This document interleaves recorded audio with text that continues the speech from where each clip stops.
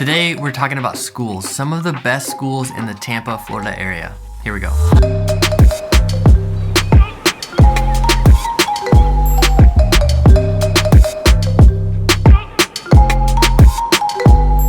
Hey there, I'm Sam and welcome to the Living in Tampa channel. Today is all about schools. When people contact us, they reach out all the time, and this is one of the biggest questions: where are the best schools? First of all, this best and worst is pretty subjective. So my response to that is usually, okay, what is the best school to you? And based on the way that people answer that question, and based on the schools that people seek out when they move here, is where I came up with this list. This list is not in any particular order. It kind of depends on where you want to be and where you work and some of those factors. But we're gonna look at these areas on the map and see exactly where you could live to attend these schools. And for this video, we're just gonna focus on high schools. Starting out the list is probably the most coveted area because of the school in the Tampa area, and that's this area around Steinbrenner High School.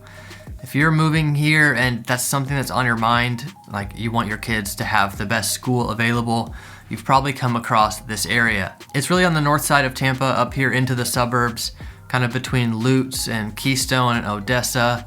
And all of this is unincorporated area of Hillsborough County. So the addresses aren't that straightforward. It's not like one specific town or one specific zip code goes to this school. But the bulk of the houses in the area are in the Caudle neighborhood, which is a large master planned gated community with a big golf course. It's a very, very beautiful community and has all kinds of ranges of houses.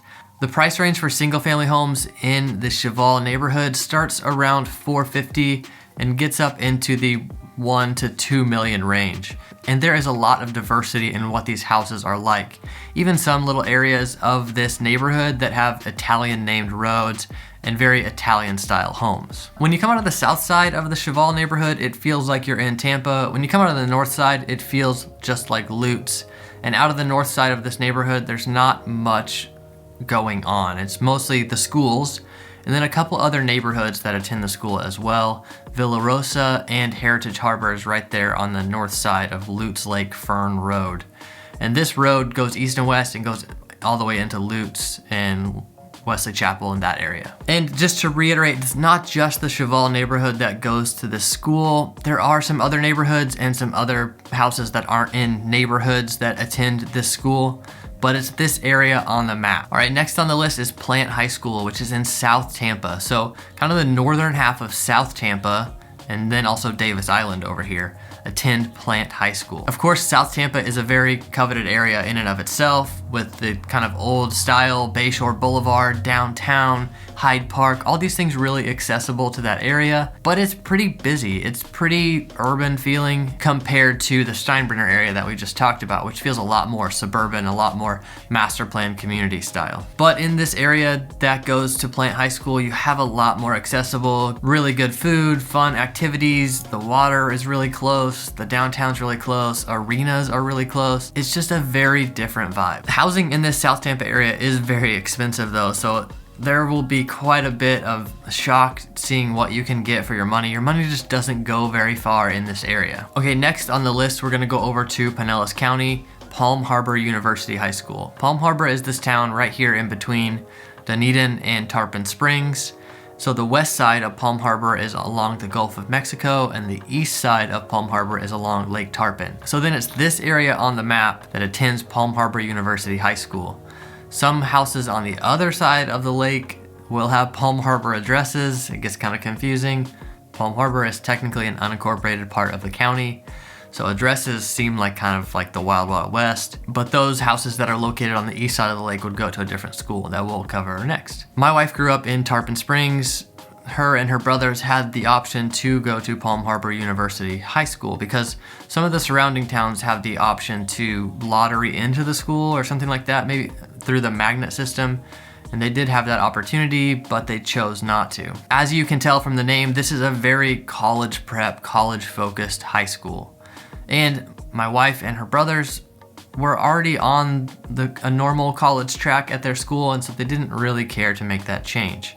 And just for your information, my wife and her brothers went to magnet schools for elementary and middle school and then went to a public high school. And they liked that path. Okay, next is Eastlake High School, which is on, you guessed it, the east side of the lake.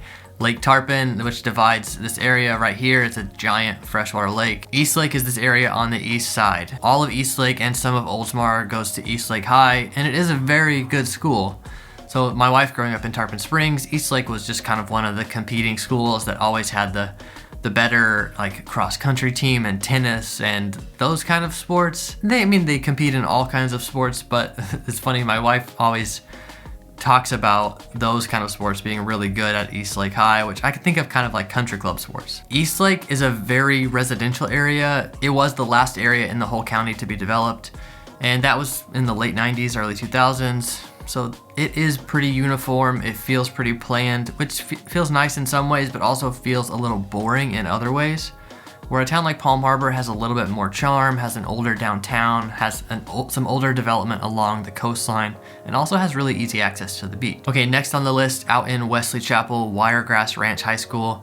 You see the area on the map here that attends Wiregrass Ranch High School. It's really just the south side of Wesley Chapel. Last summer when people were reaching out to us, they were often reaching out about this area and focusing on this school. And I'm actually curious to see what impact population growth has on school and infrastructure in this area, as the money-making activity like developing a new neighborhood and restaurants takes the forefront of attention. And then those public services like schools and roads and libraries take a while to catch up to what the town needs. Okay, and now on to our list of honorable mentions. West Chase is a master plan community right here on the west side of Tampa, and it's really right in the middle of town, really close to the airport and not too far from downtown Tampa as well. West Chase is kind of hit or miss with schools, but does have a lot of private options that I know people really love. Another area out here on the east side of town, Brandon, Valrico, there are some schools out here that people really seem to like, and specifically one in Valrico, but I'm actually not very familiar with the schools out that way. Okay, and one last thing I wanted to bring up is the magnet school system. In each of these counties, there is a big magnet school system, and it's a really good resource to focus on schools because the schools that are part of this do excel really well in specific areas. So maybe they excel in STEM programs or drama and liberal arts. Maybe they excel in athletics. And this magnet school system helps to kind of highlight schools for what they are really excelling at. Acceptance into these magnet systems is typically based on GPA, unless you are really young, and then it's a little bit different. I think there's some kind of testing. And then if your siblings are in, it kind of helps you get in as well. At least it did for my wife and her brothers. It may be a little bit different now. As always, if you have any real estate specific questions or needs, don't hesitate to reach out to us here at the Living in Tampa team. Our phone number and email are right there on the screen. Thanks for coming by.